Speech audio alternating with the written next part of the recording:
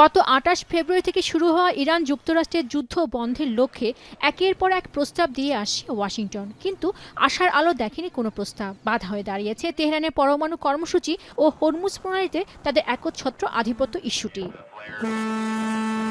এমতো অবস্থায় দুপক্ষের অনড় অবস্থানে বারবার ব্যর্থ হয়ে যাচ্ছিল পাকিস্তানের উদ্যোগে নেওয়া শান্তি আলোচনা।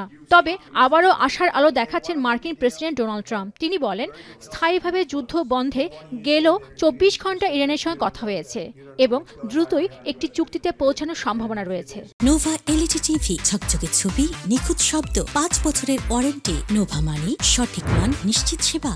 স্থানীয় সময় বুধবার ওভাল অফিসে সাংবাদিকদের প্রশ্নের জবাবে একথা বলেন Trump. They want to make a deal.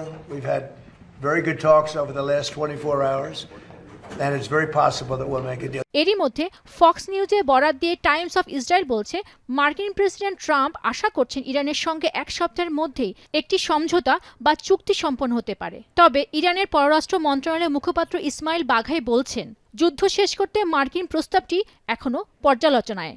পাশাপাশি ইরান নিজেদের মতামত চূড়ান্ত করার পর মধ্যস্থতাকারী পাকিস্তানকে বৃহস্পতিবারই জবাব দিবে বলে জানিয়েছে তেহরানের সংবাদ সংস্থা ISNA। এরই মধ্যে যুক্তরাষ্ট্রের সঙ্গে এই যুদ্ধ বন্ধে কূটনৈতিক পথে হাঁটতে ইরান প্রস্তুত বলে মন্তব্য করেছেন দেশটির প্রেসিডেন্ট মাসুদ পেজেশকিয়ান। তবে এক্ষেত্রে ইরানের জনগণের অধিকার রক্ষার বিষয়ে কোনো আপোষ করা হবে না বলে হুঁশিয়ারি দেন তিনি। ফ্রান্সের প্রেসিডেন্ট ইমানুয়েল ম্যাক্রোর সঙ্গে ফোনালাপে এসব কথা বলেন পেজেশকিয়ান।